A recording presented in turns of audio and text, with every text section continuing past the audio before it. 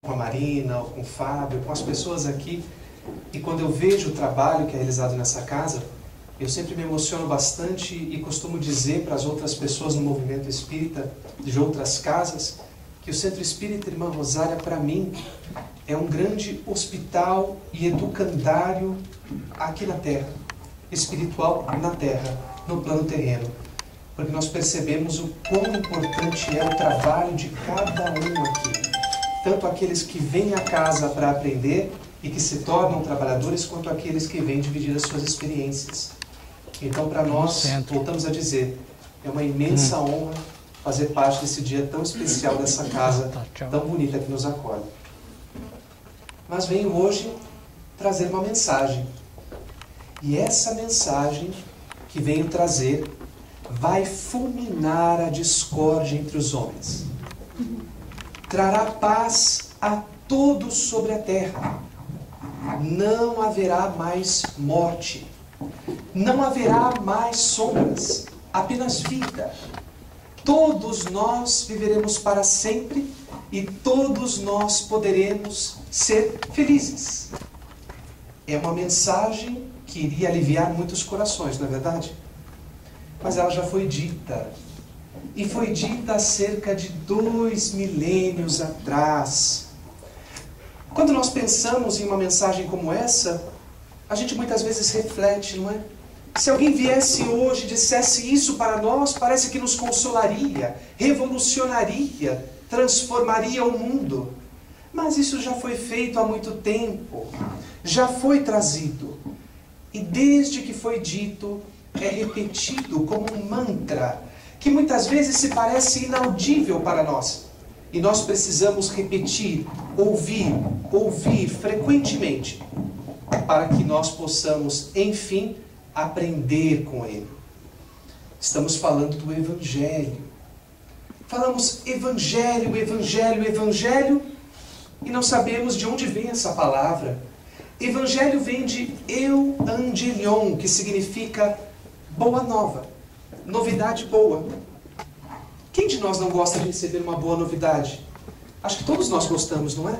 Uma novidade que vem alegrar, que vem trazer felicidade, que vem alegrar o coração, aquecer o nosso coração, a nossa alma. Todos nós gostamos de uma boa nova. Acho que nem todos, né? Tem algumas pessoas que infelizmente ainda ficam no primitivismo, ainda permanecem ligadas àquelas notícias ruins. Não gostam de receber notícias boas. Sabe aquelas pessoas que gostam de assistir o Jornal Nacional? Estou falando, mas muitos de nós ainda fazemos isso, né? E o Jornal Nacional está passando a notícia da briga, da violência, da agressividade. E nós estamos ali, sedentos, olhando. E o jornalista, não só o Jornal Nacional, alguém pensou também em outros programas aí, não é? Que você se torcer a TV parece que sai sangue. E nós estamos ali, atentos, interessados. Parece que resgatando aquele primitivismo, aquele instinto, aquela coisa de antigamente. E aí o William Bonner, ou outro apresentador, diz assim: agora vamos falar do projeto social. A gente vira para a esposa ou vira para o filho e fala: muda o canal. Porque projeto social eu já vejo lá no Centro Espírita, né? Eu não preciso ficar vendo na notícia. A gente não se interessa pela notícia boa. Parece que a gente está arraigado na notícia ruim. E isso não é só com relação ao telejornal ou jornal de papel. É também no dia a dia. Tem pessoas que não gostam de notícias boas ou de coisas boas no seu dia. Já acordam vendo tudo aquilo que é ruim. Então a pessoa vem lhe contar uma novidade. Ela fala: eu vou me casar! E você responde: ah, que bom para você, né? Porque eu não consigo. Eu estou encalhada, não é assim? Não consigo encontrar ninguém que goste de mim, já começa a chorar. De tal forma que a pessoa que vai se casar começa a se entristecer, quase a ceder o noivo, de tanta dor, por caridade. Tem outras que competem, porque quando você encontra uma que não gosta de notícia boa com outra que também não gosta, aí tem a competição pela desgraça, não é assim? Você começa dizendo assim: nossa, estou me sentindo tão mal hoje. E a outra diz: e eu estou doente. Mas eu estou doente. doente, já até treme para falar. Você doente e eu então que perdi o emprego? Eu estou doente, estou desempregado, a vida está horrível. E a outra diz, e eu que estou morrendo, não é? Quem morrer primeiro ganha o campeonato, não é assim? São as pessoas ainda ligadas ao primitivismo, ao pensamento inferior. Nós temos dificuldades em conseguir valorizar o bem, a boa notícia, aquilo que alegra, aquilo que aquece o coração. Talvez daí a dificuldade de conseguir assimilar a boa nova, o Evangelho. Se fala tanto, a gente decora as palavras, a gente decora as passagens, mas parece que elas não entram no coração. Difícil entrar no coração, falar de coisa boa, quando nós ainda persistimos no primitivismo. Tem muita gente que ainda pensa na selvageria, e a selvageria durou durante muito tempo. Hoje já somos muito melhores do que fomos no passado. Durou eras. Selvageria ao ponto de que se você não gostasse de determinada pessoa, isso não eram exceções, era o comum, o usual. Você simplesmente matava, eliminava a pessoa, não é? Se uma tribo não gostasse da outra, entrava em guerra, e assim por diante. Essa selvageria foi durando milênios, anos e anos na história da humanidade. Durante estas eras, o homem lutou contra a sua própria inconsistência moral. Porque como ainda não era desenvolvido, não conseguia compreender de forma consistente o que era moral, o que é o bem, o que nos faz bem. De um primitivismo animalesco que durou milhões de anos, em questão de segundos da história da humanidade, o homem desenvolveu o intelecto. A capacidade de raciocinar, de compreender determinadas coisas, como por exemplo as ciências, ainda primitivas para a época, mas algo de ciência, organização social, construção de cidades, instituições sociais, educação, a permanência, a produção e a sucessão do conhecimento ao longo das gerações. Tudo isso era trabalhado pela humanidade na antiguidade.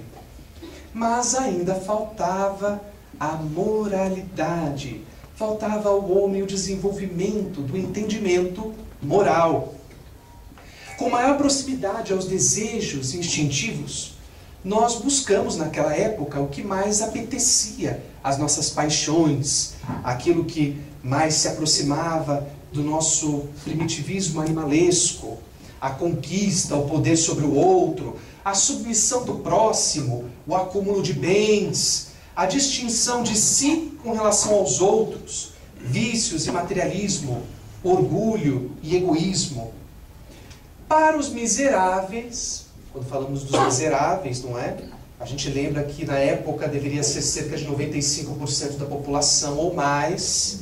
Não restava outra alternativa senão ceder aos caprichos dos poderosos, dos ricos, daqueles que detinham de fato o poder de decisão na sociedade. Porque se eles não se submetessem à vontade dos poderosos, iriam perecer, ser imolados. E quando nós lembramos a história da humanidade, vemos tantas tragédias, vemos tanta desgraça, a gente pensa, o que foi de fato útil em tudo isso? Por que tivemos que passar por tanta dificuldade? Por que tivemos de passar por tantas eras escuras para chegar até hoje que não está lá tão bom ainda? Por quê? Qual o sentido de tudo isso? E então nos recordamos de uma alegoria. Para que nós possamos extrair o doce perfume da hortelã, é necessário fervê-la em água. A ebulição provoca a erva que cede o aroma em favor da bebida. Ninguém pega a hortelã e vai com carinho, coloca na água e fala, vai, não é? Vamos fazer um chazinho. Não, a gente ferve a hortelã na água, porque é assim que nós vamos extrair o doce perfume da hortelã. É dessa forma que a humanidade, aos poucos, foi se desenvolvendo, foi despertando a necessidade do conhecimento, do entendimento moral. E para isso sofreu muito no seu entendimento, na sua compreensão na época, mas também se desenvolveu muito em moral. Em um mundo desigual, muitas vezes são necessárias provas, sofrimentos, aprendizado profundo para que o equilíbrio se faça. 500 anos antes de Cristo, um homem iniciava uma jornada que iria definir o princípio do pensamento moral nos anais da história ocidental. Sócrates, um homem sem posses, simples e desapegado de bens materiais. Era um homem que não tinha nada, absolutamente nada. Muito menos beleza. O homem era feio, gente. Mas o homem era feio, mas tão feio, de uma ré de si, que nem os escultores conseguiram chegar numa conclusão de como que ele era. Porque você vai em um museu e vê a escultura de Sócrates, ele é de um jeito, feio, com o nariz, não é? Chapado. Aí depois você vê um outro, onde ele tem a boca desdentada, enfim, você vê ele de várias formas, mas não consegue perceber como ele era de fato. Mas que ele era feio, ele era, né? Um homem que não tinha nada, absolutamente. Vocês não se importam? Eu vou desligar o microfone, porque está fazendo bastante ruído. E eu falo um pouco alto, né? Passa o fio por trás do ombro, por trás do braço. Mas eu acho que nem precisa. Eu falo um pouquinho alto, vamos ver se a gente consegue seguir assim, né? Mas naquela época, Sócrates, então, uma pessoa que sem posses, sem beleza, sem poder, vivia como um mendigo, se alimentava como um passarinho. Era uma pessoa discreta, mas que quando conversava, ele exaltava-se com os jovens, principalmente, que eram pessoas que se interessavam pela sua palavra, e trazia pensamentos revolucionários para aquela época. Mas revolucionários, entretanto, muito interessantes, do ponto de vista da razão, pareciam se encaixar com o pensamento geral da sociedade naquela época. Sabe, mais ou menos como nós, espíritas, quando conhecemos o espiritismo e dizemos, parece que eu já vi isso antes. Acho que alguns de nós já passamos por isso, não é? A gente diz, mas parece que se encaixa perfeitamente com a minha razão, com o meu pensamento. E Sócrates falava com essas pessoas libertas dos preconceitos, dos rituais pagãos, das exterioridades da sociedade naquela época, e todos eles se interessavam pela sua palavra, porque apesar de ser uma pessoa sem posses, ele era um nobre eloquente no seu verbo, e conquistava as multidões. Mas isso começou a chamar a atenção daqueles poderosos, principalmente dos aristocratas que queriam manter uma regra e manter o povo sob controle. Porque o despertar de novas ideias fazia com que as pessoas começassem a refletir sobre o atual estado social. E ele então professava pelas ruas, pelos grupamentos, como escolas, falava da alma imortal, da verdadeira vida como sendo a vida espiritual, a vida corpórea como apenas um instante, onde nada daqui deve ser mais valorizado do que o espírito. Parece-nos algo similar com o que nós acreditamos, não é? Descreve a morte como apenas uma passagem, por onde encontramos nossos entes queridos e renovamos os nossos ideais para a evolução espiritual. Fala de reencarnação, fala também da virtude, que seria um conjunto de qualidades morais, como objetivo primordial do homem. Ou seja, que nós temos que desenvolver qualidades morais, acima das qualidades físicas ou das riquezas materiais. Após muito ensinar e transformar a sociedade, Sócrates é preso, ridicularizado e julgado. Teve como oportunidade renunciar a tudo aquilo que ele disse. Se ele dissesse para toda a sociedade na época que ele rejeitava as próprias ideias proferidas, ele seria poupado e continuaria vivendo. Mas ele, Sócrates, uma alma virtuosa fazer isso? Jamais. É condenado à morte ingerindo veneno. E ao tomar a cicuta, ele diz: após a morte poderei ver-me livre dos acusadores, e então fazer perguntas e dialogar quanto puder com os sábios que foram antes de mim. Vejam a crença dele na vida após a morte, na continuidade da vida espiritual. Mas ele não perde o bom humor, não é? Ele se volta para um dos seus discípulos e diz assim: Criton, não se esqueça de pagar o galo ao fulano, um galo que eles deviam. Não é? Ele já está dando dever para a pessoa, para que não esqueça de pagar uma dívida que ele tinha de um galo para um colega. Platão, discípulo de Sócrates, igualmente se faz exprimir em ideias superiores, pavimentando a estrada para que o arauto de Deus pudesse trazer a boa nova.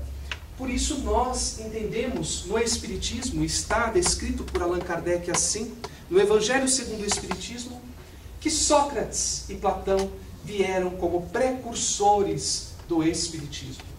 Vieram pavimentar toda a moral, ou parte daquilo que nós hoje conhecemos com a terceira revelação, com as ideias morais, através da dialética socrática, através de todas as obras que nós conhecemos.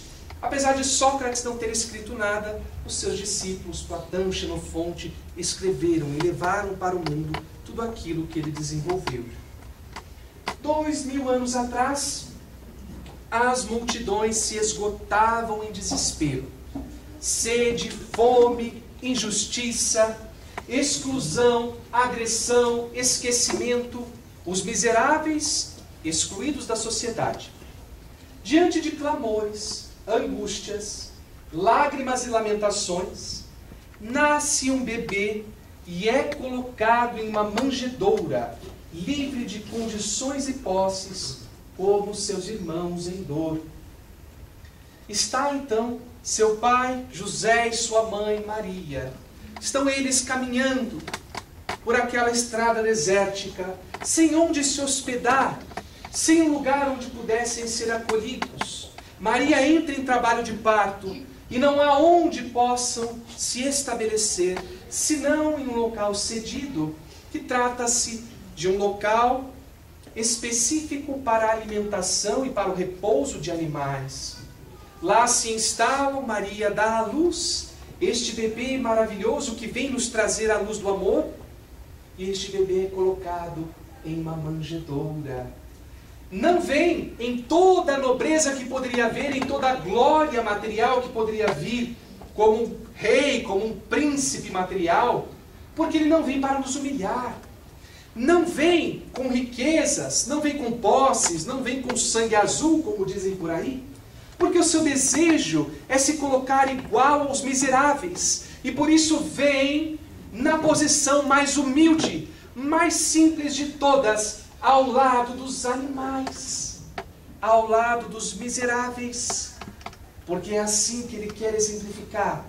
É assim que o espírito mais nobre que já esteve sobre a face da terra, e segundo a orientação dos espíritos, o governador espiritual da terra, do nosso planeta, se coloca em nosso mundo reencarnado para exemplificar o que é o amor. Até onde pode ir o amor dentro da nossa condição limitada? Nós podemos mostrar que o amor não é interferido pelas posses materiais. O verdadeiro amor não é corrompido pelo poder ou por exterioridades. O verdadeiro amor pode ser exposto em uma manjedoura. Em um conto trazido por Humberto de Campos no livro Boa Nova, psicografado pelo nosso querido Chico Xavier, esse conto, claro, ele é trazido de uma forma ilustrativa, mas nós podemos pensar que pode ter sido real. Humberto de Campos narra um pedaço da juventude de Jesus.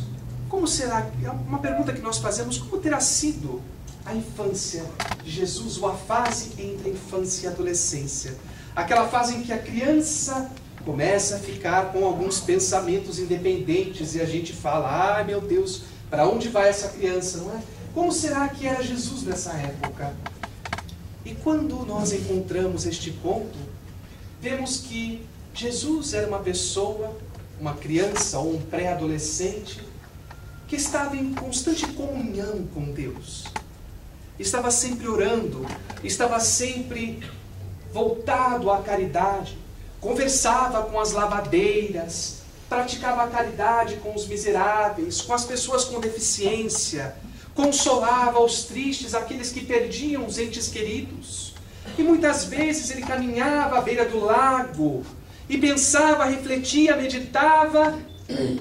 E sua mãe ficava contente porque sabia que aquele era o enviado, o Messias, e tinha uma personalidade boníssima, Maria. Mas Maria era mãe, é mãe, e toda mãe se preocupa, não é? E ela, acompanhando o filho que saía para caminhar, percebeu que ele conversava, às vezes ou outras, com alguns criminosos. Criminosos, sim, criminosos procurados na cidade. E vendo que ele conversava com criminosos, ela se preocupou e disse: para onde vai o meu Jesus? Porque ele conversa com os criminosos. Ele também entrava em meio de pessoas que eram de má vida, pessoas consideradas pessoas com poucos escrúpulos. Para onde vai, meu Jesus? Então ela aciona a sua prima Isabel e pede que Isabel interceda junto a seu marido no templo, porque eles têm alguma influência lá no templo, pedindo que consiga uma vaga para que Jesus venha a estudar no templo, a se tornar futuramente um doutor da lei. E pedindo, mas pensando, não é, no futuro do filho. Quem de nós não pensa no futuro dos nossos filhos? Não é? A gente quer o melhor para o filho. E Maria queria o melhor para Jesus.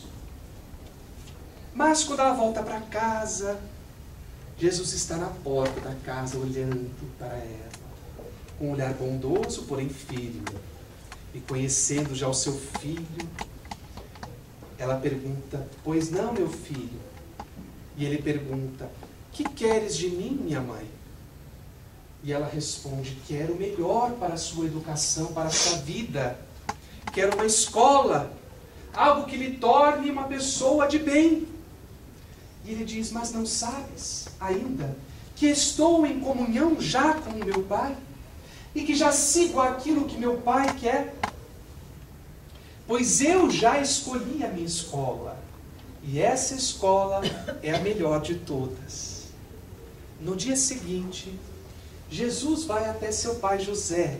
E humildemente, ressaltamos, humildemente pede a José que o admita na carpintaria, para que lá ele possa começar o ofício da madeira, com o martelo, com o cinzel. Ele vai começando a trabalhar como ajudante, como aprendiz de carpinteiro. E com uma profissão humilde, ele demonstra que é através do trabalho, do suor, nas próximas décadas, porque a gente se pergunta o que ele fez nos anos seguintes, né? Depois da sua adolescência, o que mais ele fez? Até que ele chegasse aos 30 anos e começasse a missão doutrinária. Trabalhou muito como carpinteiro. Jesus trabalhou e mostrou que através do esforço próprio, da humildade, que se torna um homem de bem. Verdadeiro mestre, veio exemplificar amor, distribuir amor. Ensina aos pobres o quanto são ricos, e aos ricos o quanto são pobres, mas podem ser ricos. Aos desamparados, suas mãos; aos enjeitados, o seu olhar; aos esfomeados, pães e peixes; aos ouvintes, palavras; aos crentes, ensinamentos. Vinde a mim, todos os que andam em sofrimento e vos achais sobrecarregados, e eu vos aliviarei. Tomai sobre vós o meu jugo e aprendei de mim, que sou manso e humilde de coração, e achareis descanso para as vossas almas, porque meu jugo é suave e meu fardo é leve. Mas ele traz a receita para que o nosso fardo não seja leve. É necessário que nós amemos uns aos outros. É necessário que nós amemos a Deus sobre todas as coisas e ao próximo como a nós mesmos. Mas não somente amar aqueles que nos amam, mas também amar aos inimigos, aqueles que não nos amam. Porque se nós amarmos apenas aqueles que nos amam, que recompensa nós teremos? Também nos recomenda que sejamos perfeitos. Sejamos perfeitos como o Pai Celestial é perfeito. Não significa que nós chegaremos à perfeição absoluta de Deus, mas nós chegaremos à perfeição relativa espiritual. Todos nós temos uma única fatalidade. É a perfeição do Espírito, a purificação do Espírito. Agora, quanto tempo levará para que nós possamos alcançar essa purificação? Depende de cada um de nós.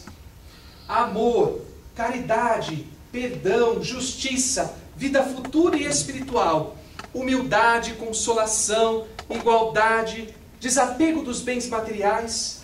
Vem falar de Deus Pai, e não mais daquele Deus que deve ser temido. Fraternidade universal, fala também de reencarnação. E o Messias anuncia a mensagem do bem para o mundo. Certa feita, o libertador da Índia, Gandhi, disse que se todo o conhecimento da Terra fosse aniquilado, mas restasse ainda o Sermão da Montanha, nós teríamos tudo. No Sermão da Montanha, o Cristo resume a moral da sua doutrina com base na vida futura. Fala dos bem-aventurados, que são aqueles que desenvolvem as virtudes espirituais, como a misericórdia, a paz, a humildade, o sacrifício pela fé, pelos valores espirituais. Dá-nos o nome de sal da terra, luz do mundo. Nós pensamos, quem dera, não é? Eu fosse sal da terra, luz do mundo. Nós somos tão valorosos assim? Somos. Jesus nos chama de sal da terra, luz do mundo. Convida-nos a orar também no Sermão da Montanha, ensinando-nos Pai Nosso, uma oração tão conhecida por nós. Orienta a não julgarmos para não sermos julgados, a não acumularmos tesouros na terra para herdarmos os tesouros dos céus. E em 3 anos de missão doutrinária, nada escreve, mas ensina, exemplifica e transforma o mundo. O mundo nunca mais será o mesmo após Jesus Cristo. O mundo acostumado ao desequilíbrio, à falta de fé, às esterilidades, à agressividade, agora tem luz. Basta que nós aprendemos a seguir essa luz. Após a desencarnação do Cristo, seus seguidores fundam a Casa do Caminho, orientada por Pedro e pelos apóstolos. Esta casa recebia pobres, estropiados, mutilados, doentes, necessitados. Era uma casa de caridade, similar aos centros espíritas que seguem de fato, não é? Essa revivescência cristã. Recebiam todos, portas abertas ao necessitado. Não importa que roupa você veste, de onde você vem. Não importa a sua origem ou o que você tem, mas para onde você vai. É isso que realmente importa. Todos eram irmãos, iguais. E lá ajudavam uns aos outros, na alimentação, no cuidado médico, nos medicamentos, em tudo.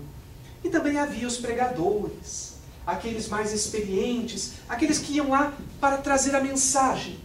E que mensagem era esta? Era uma mensagem escrita por Mateus, passada de um para outro, e quando era passada em pergaminhos, enrolados debaixo do braço, ele dizia: tome a boa nova, a boa mensagem, a boa notícia, aquela que vai nos trazer a luz. E daí vem a palavra evangelho que nós conhecemos, que entre os primeiros cristãos, que nem se conheciam assim ainda, mas como os homens do caminho, tratavam aqueles papéis muito primitivos ainda como a boa nova ou o Evangelion. Mas para que a luz se fizesse sobre este mundo, não foi fácil. Como toda água pura e cristalina que se encontra em meio ainda impuro, imperfeito, é necessário muito trabalho. É necessário que ferva a água para que se extraia o doce perfume da hortelã. Uma perseguição implacável durante séculos se pôs aos cristãos, que apoiavam-se nas palavras daquela boa nova para terem forças e enfrentar a crueldade dos opositores. Apenas alguns anos após a desencarnação de Jesus, Pedro e os homens do caminho foram de forma implacável perseguidos pelos judeus da época. Porque era uma doutrina, era um ensinamento, um movimento considerado entre eles como uma verdadeira doença, como algo que poderia provocar uma ruptura na sociedade judaica na época. Eles deveriam exterminar. E um dos primeiros mártires, talvez o primeiro mártir perseguido e executado, foi Estevão, um pregador que trouxe muito para aquelas pessoas necessitadas que buscavam a consolação de Jesus. Os homens invadiam as casas dos cristãos, invadiam as casas de caridade, a casa do caminho, arrancavam doentes, velhos, mulheres, crianças, e os imolavam nas ruas. 20 anos depois, o maior império do mundo, o Império Romano, voltou-se contra os cristãos, bodes expiatórios de um incêndio provocado por Nero em Roma. Pessoas marginalizadas na época, porque diziam seguir um carpinteiro imaginário. Deviam seguir um rei, um deus, ou algo do tipo, mas seguiam um homem humilde. Um carpinteiro que fora crucificado como um criminoso comum. Pensavam então os romanos da época: se gostam do crucificado, que sejam crucificados igualmente. E assim procediam. Ao perseguirem os cristãos, no início desta perseguição implacável, também do Império Romano, colocavam eles em cruzes e queimavam seus corpos à noite, como tochas humanas, que iluminavam as avenidas, como havia Ápia naquela época, a servir de exemplo a todos os outros, porque não deveriam abandonar aos deuses pagãos de seus pais. Ninguém deveria fazer isso. E essa doença, o cristianismo, deveria ser exterminada, porque ela fazia as pessoas se desapegarem dos bens terrenos, esquecerem-se dos poderes, esquecerem-se das ambições, tratarem-se uns aos outros como iguais. Imaginem só, aquela raça inferior, aquele outro que vem de uma casta inferior, meu igual. Imaginem se isso se alastra pelo mundo. O que vai acontecer? A maravilha de todas, não é? Mas o mundo naquela época não conseguia conceber. Apenas a parcela da cristandade que ia aumentando, aumentando vigorosamente.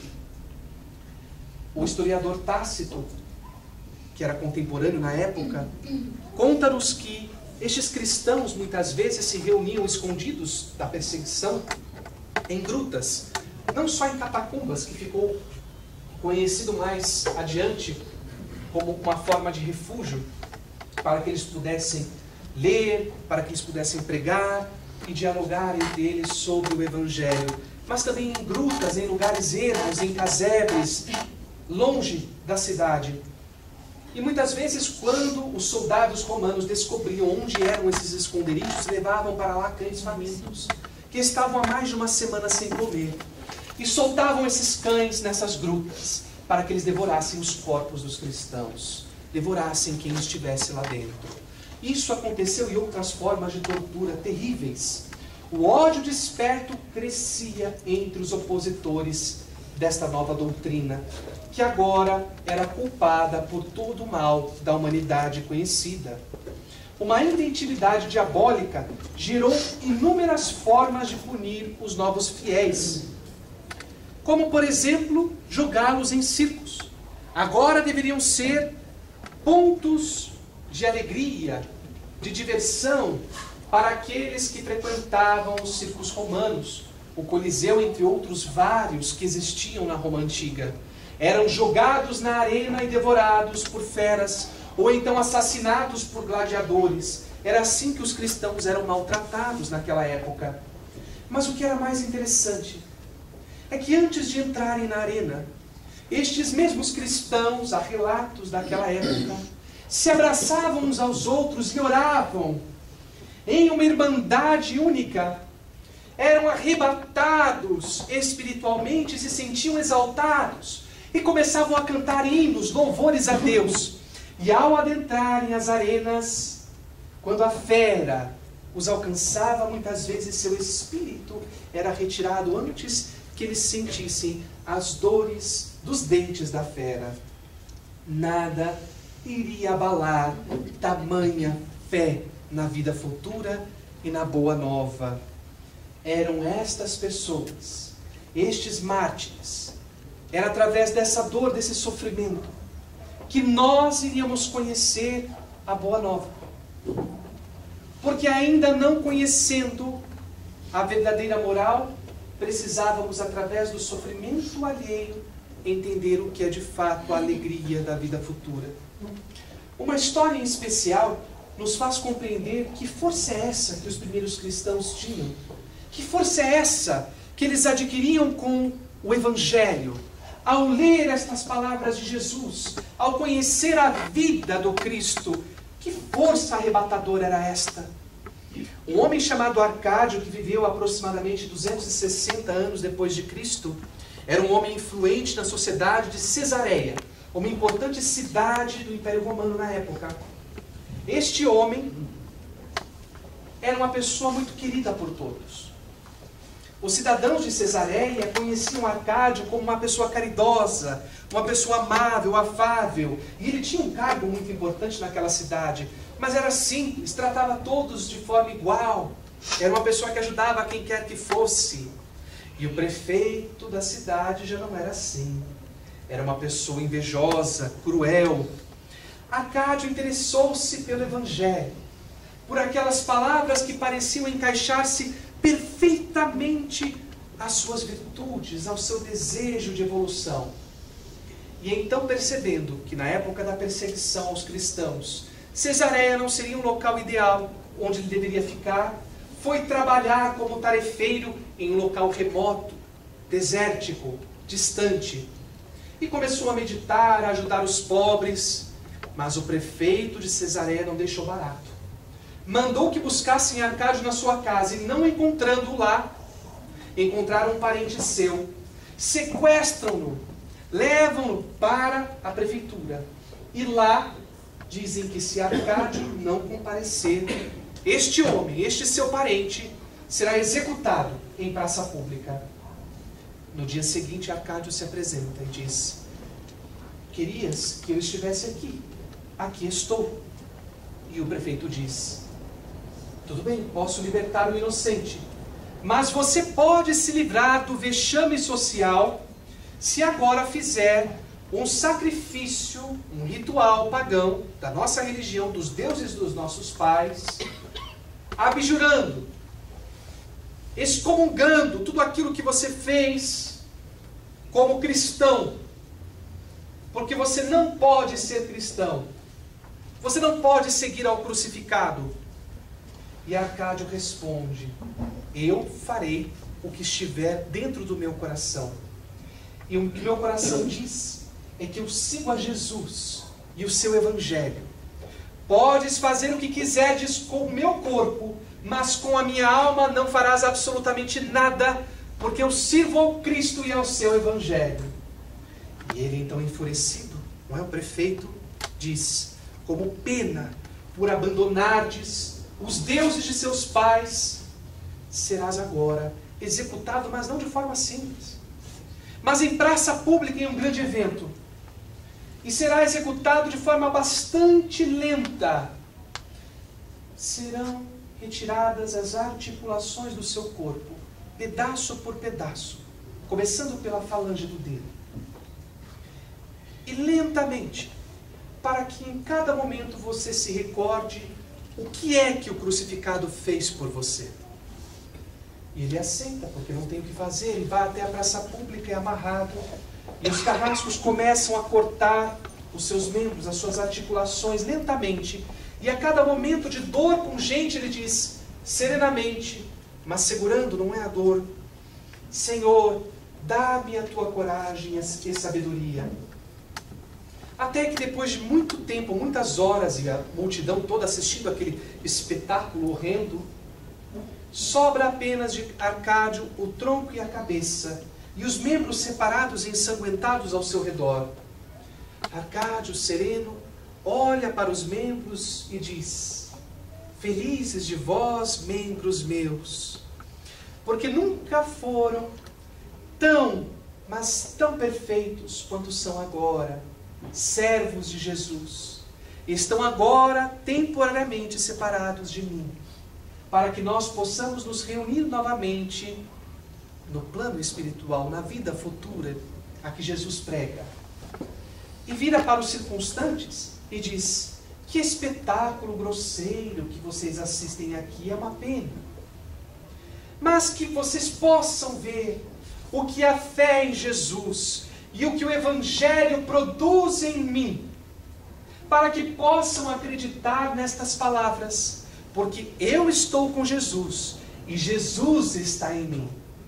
E assim, com esta fé viva, as pessoas observando aquele espetáculo, mas vendo a serenidade de Arcádio, começam a perceber que existe algo de muito poderoso naquelas palavras do Cristo crucificado.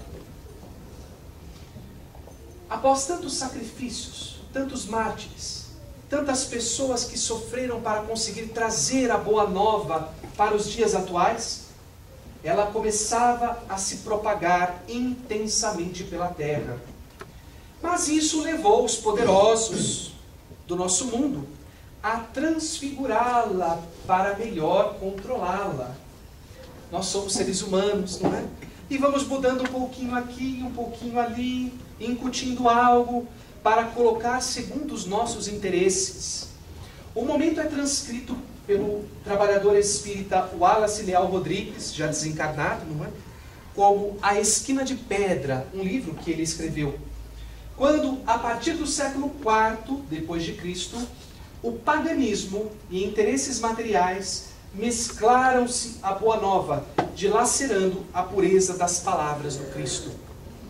Mascarados sob a figura do Mestre, escondidos por trás dos evangelhos, algozes terríveis incendiaram a história por mais de um milênio, dizimando milhões de vidas e mudando todo o curso das virtudes apregoadas com tanto amor por Jesus.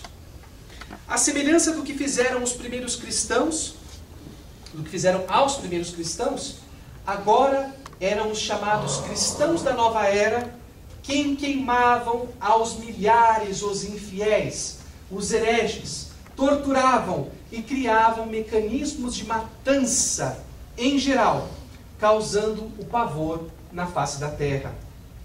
Jamais poderiam estar vinculados à Boa Nova, mas usavam o poder do nome e do que o novo tratado provocara para subjugar a humanidade.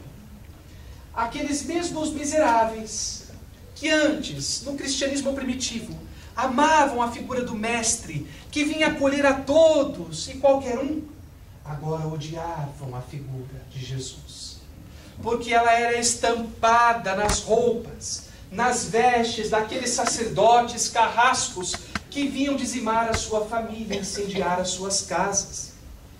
Mas nem tudo era escuridão naquela época.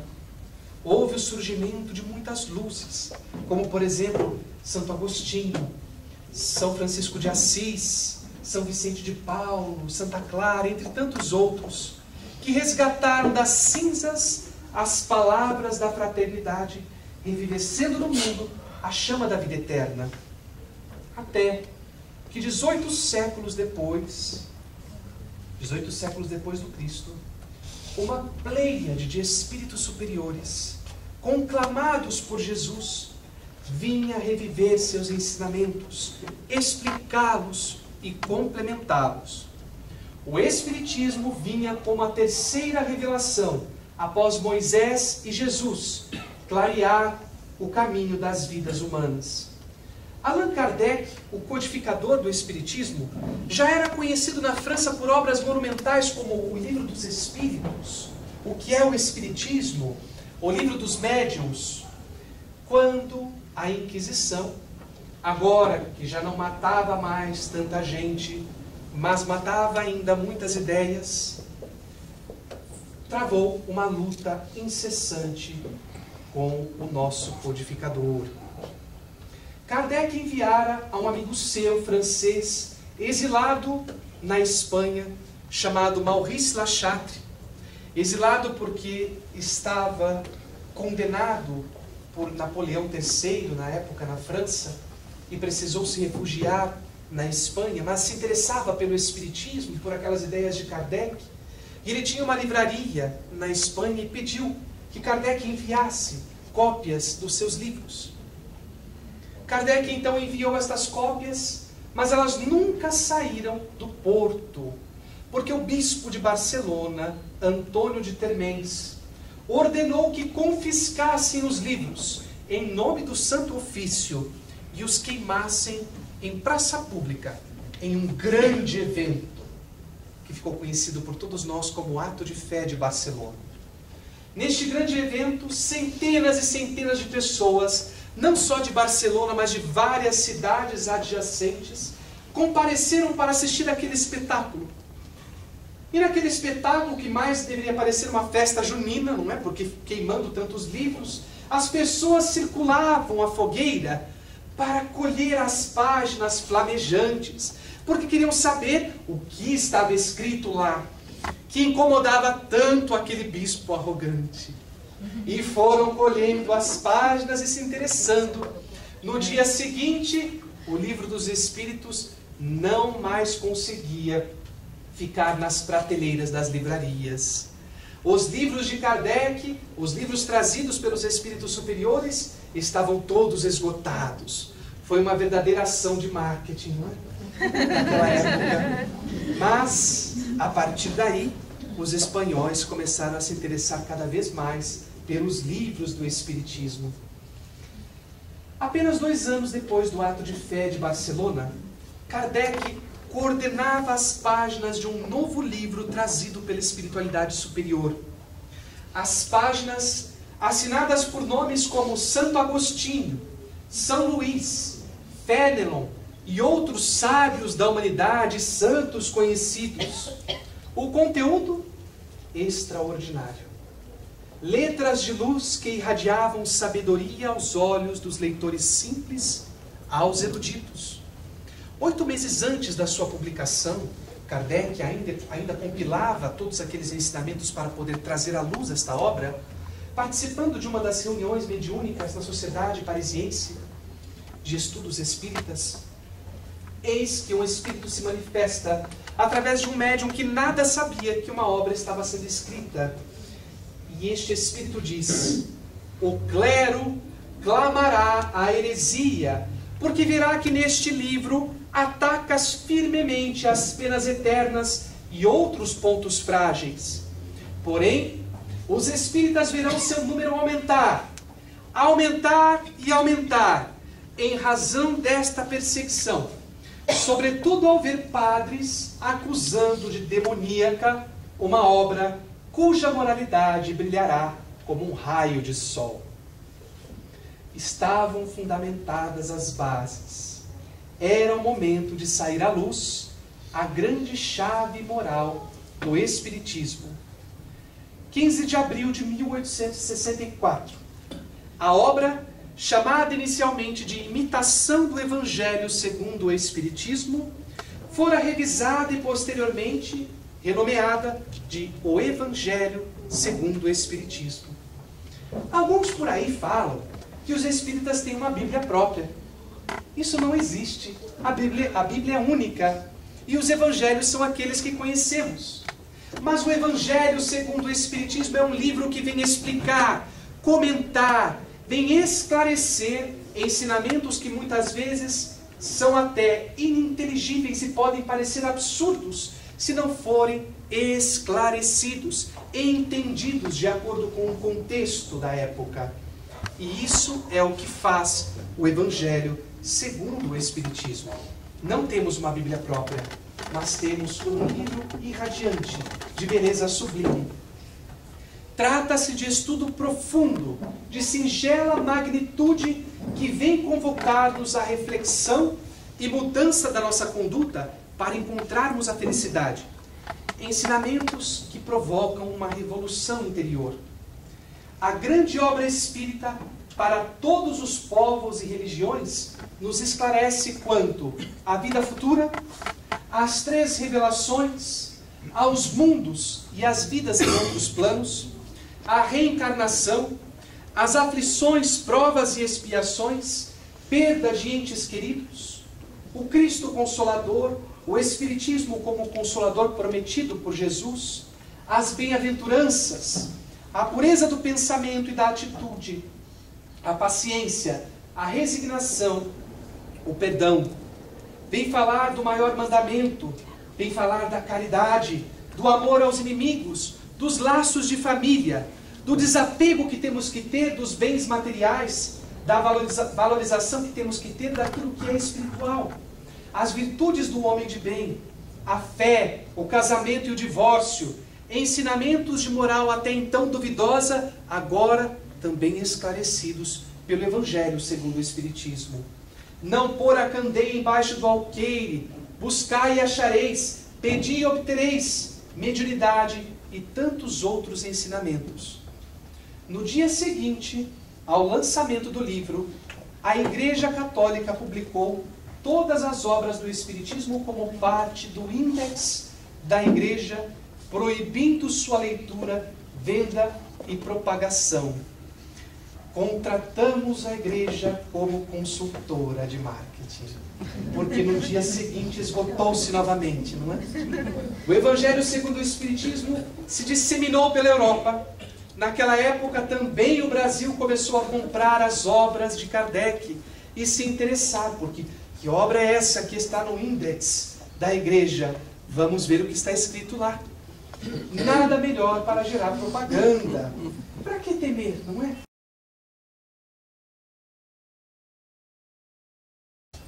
Nós não devemos temer aquilo, senão aquilo que nos ameaça. Como escrito por Kardec em referida à obra de luz, não há fé inabalável, senão aquela que pode encarar a razão face a face em todas as épocas da humanidade. Uma obra consistente deveria durar para sempre, assim como o Evangelho de Cristo. Uma obra que salvou vidas. Uma obra que transformou a humanidade. E nesses 150 anos de Evangelho segundo o Espiritismo, nós muitas vezes olhamos para aquele livro e falamos, é apenas um livro, mas são tantas páginas. Ou então, é um livro que nós apenas abrimos aos domingos, no Evangelho no lar. Ou nos esquecemos que é, na verdade, um foco de luz. Um facho de luz que vem nos iluminar sempre que precisamos e muitas vezes nos esquecemos. O Evangelho que está em nossas mãos, em nosso poder, ilumina o nosso caminho para que nós possamos ser felizes. Divaldo Pereira Franco, esse grande médium trabalhador brasileiro, espírita, ele vem nos contar uma história que peço autorização para recontar ao sabor do momento. Certa feita ele viajou a um outro país para proferir uma palestra, como ele faz há décadas, não é? E viajando a esse outro país, chegou lá muito cansado. E no hotel, no banheiro, que era um banheiro masculino, mas era público, não era do quarto, ele vai e começa a lavar o rosto, porque ele ia direto para a palestra. Então ele precisava se recompor depois da viagem de avião, porque a gente não é igual ao personagem de novela, né, gente? Que acorda maquiado, acorda já bonito, com bom hálito. A gente precisa se recompor, não é? E Divaldo precisava fazer isso para assustar o mínimo de gente possível, não é? No seu dizer. E então ele lava o rosto, começa a se preparar, quando ele vê que entra uma senhora no banheiro. Na condição dele, ou de qualquer médium ostensivo, quando entra uma mulher no banheiro, você tem 3 opções. A primeira delas é que a mulher errou o banheiro. A segunda é que você errou o banheiro. Você está no banheiro errado. E a terceira é que é um espírito desencarnado, não é? Então você tem que pensar muito, muita calma nessa hora. Porque o espírito desencarnado não tem um banheiro para ele. E naquele instante que entra aquela senhora, ele percebe que é uma senhora desencarnada. E ela vem aflita e pede a Divaldo: Divaldo, meu filho vai entrar nesse toalete agora. E ele está carregando uma arma. E ele diz: meu Deus, uma arma. E ela diz: ele quer se matar nesse banheiro. Ele diz: nesse banheiro, meu Deus. Divaldo, faça alguma coisa, porque ele é meu filhinho. Meu filhinho querido, meu bebê. Ele não pode se matar. E Divaldo então fica aflito: o que eu posso fazer agora? Né? Acabou de acordar, está se recompondo, mas tudo bem, vamos lá. De repente entra a pessoa no banheiro. É um homem negro, de 2 metros de altura por 2 de largura. Ele olha e diz assim: esse é seu filhinho? Assim. E ele pensa: o que eu vou falar para ele agora? Com uma arma na mão, né? E esse homem desse tamanho, vou falar a verdade. Então ele se atira na frente do homem e diz: pare com tudo. Sei que você quer se matar. Você está carregando uma arma e eu estou com sua mãe aqui do meu lado que está falando comigo. Sou um médium brasileiro e estou aqui para dizer para que você não se mate, porque não vale a pena. E o homem fica amarelo, não é? Ele fica apavorado com aquela situação. Minha mãe está aqui, então diga para ela que ela me abandonou, porque eu não aguento mais. Eu fui demitido do meu emprego, eu estou endividado com hipoteca da casa, como eu vou constituir família? Pelo menos eu morrendo, eles levam o dinheiro do seguro de vida e continuam a vida, mas eu não posso, eu estou humilhado, minha vida acabou. O que eu vou fazer diante de uma situação dessas? Imagine, não é, Divaldo? Tinha acabado de chegar do avião, ele estava cansado, ele não conseguiu raciocinar, então na sua mente veio: vou pegar o Evangelho. Ele sempre traz consigo, não é, nos bolsos, exemplares do Evangelho na língua local. Então ele pegou o Evangelho segundo o Espiritismo, entregou para o homem e disse: por que o senhor não lê um trecho deste livro? Ele disse: lê livro agora? Abra o livro. Abre e lê uma mensagem. E ele abre ao acaso, não é? Entre aspas, e lá está uma mensagem. Ele começa a se debulhar em lágrimas, o homem. E se debulhando em lágrimas, ele entrega a arma para Divaldo. Divaldo: eu não quero fazer isso. E o homem: eu não sei mais o que fazer. Eu posso não me matar agora, mas não sei se eu não vou me matar amanhã, porque eu não aguento mais tanto sofrimento. E Divaldo diz: fica com o livro e vai na minha palestra hoje à noite. Eu vou proferir a palestra em tal local.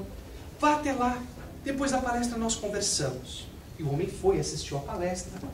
Ao terminar a palestra, ele vai ao encontro de Divaldo e diz: Divaldo, gostei muito, mas ainda pretendo me matar, porque eu não sei mais o que fazer da minha vida, eu não sei. E Divaldo então vira para ele e diz assim: não faça isso, meu filho. Sabe por quê? Você vai receber uma proposta de emprego muito melhor, os espíritos me dizem. Virou para a mãe e disse assim: agora se vira.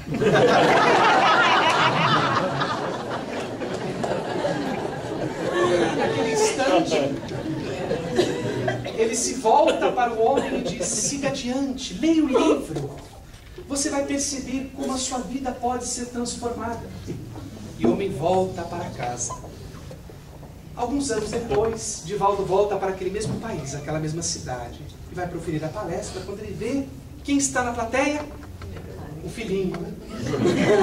Está com a família, está elegante, engravatado, bonito, alegre, a família toda ao seu redor. Terminando a palestra, o homem vem até ele e diz: Divaldo, você tinha razão, este livro mudou a minha vida. Após aquele dia, eu li página por página e fui ganhando uma força inimaginável, porque percebi o quão é importante o meu espírito e não o meu corpo físico. E que as vicissitudes dessa vida, os problemas dessa vida são temporários, por piores que eles possam ser, porque o que permanece é o espírito. Tome de volta o livro. Eu não preciso mais dele neste instante, porque eu tenho vários exemplares agora. Leve-o e entregue para uma outra pessoa, para salvar a vida de outra pessoa, como você fez comigo. E tenho que te dizer, na semana seguinte eu fui chamado para o emprego. E agora sou o chefe. Né? Aí Divaldo vira e fala, muito bem, né, da mãe? E assim Divaldo consegue nos trazer uma história de como o Evangelho transformou uma vida. Mas tenho certeza que muitos de nós aqui percebemos o quanto o Evangelho já transformou as nossas vidas. Quantas vezes na discórdia do lar, quantas vezes no momento de conflito conjugal, ou quando estamos separados de alguém, ou quando estamos em um momento de desespero financeiro, ou do ponto de vista profissional, quando estamos diante de um problema que parece interminável, tomamos do livro, lemos, e é como se a bênção de Deus recaísse sobre as nossas cabeças. É como se nós passássemos a enxergar melhor. Aquilo que estava nublado se dissipa. E nós passamos a enxergar as árvores, os animais. Começamos a sentir o vento. Começamos a sentir a vida florescer. E sabemos, somos seres espirituais que viveremos para sempre. E merecemos ser felizes. Nós espíritas temos um dever. O dever de seguirmos adiante propagando o Evangelho. Porque é uma boa notícia. A notícia não deve ser restrita. A boa nova não deve ser somente de alguns, poucos. Ser apenas restrita a nós que aqui estamos. Mas deve ser difundida através das palavras e principalmente através do exemplo. Vamos lembrar das palavras também escritas. Espíritas, amai-vos. Eis o primeiro ensinamento. Instruí-vos. Eis o segundo.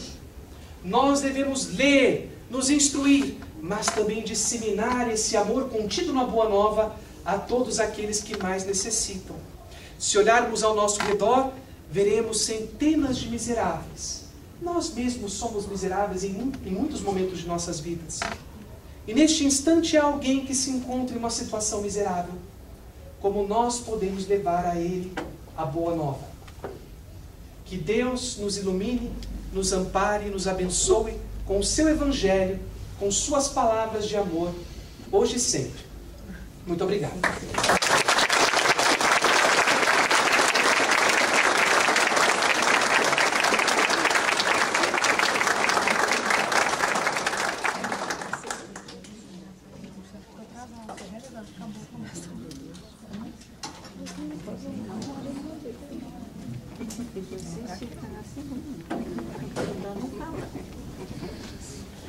Queremos agradecer ao Rafael por esse presente de aniversário e vamos encerrar elevando o nosso pensamento a Jesus, nos acomodando bem as cadeiras, fazendo a nossa prece de encerramento, rogando ao Mestre que ampare a todos nós e nossos entes queridos, que abençoe, proteja e ampare esta casa que nos acolhe e que possamos, seja aqui ou em qualquer outra instituição espírita, continuar trabalhando para o bem em sua seara. Vamos assim, todos juntos, proferir a prece que Ele mesmo nos ensinou. Pai nosso, que estás nos céus, santificado seja o vosso nome. Venha a nós o vosso reino. Seja feita a vossa vontade, assim na terra como nos céus. O pão nosso de cada dia dai-nos hoje, Senhor. Perdoai as nossas dívidas, assim como nós perdoamos aos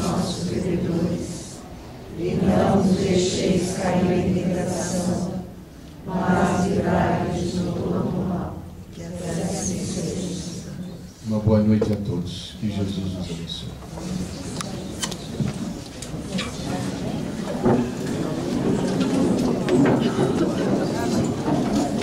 Espera aí.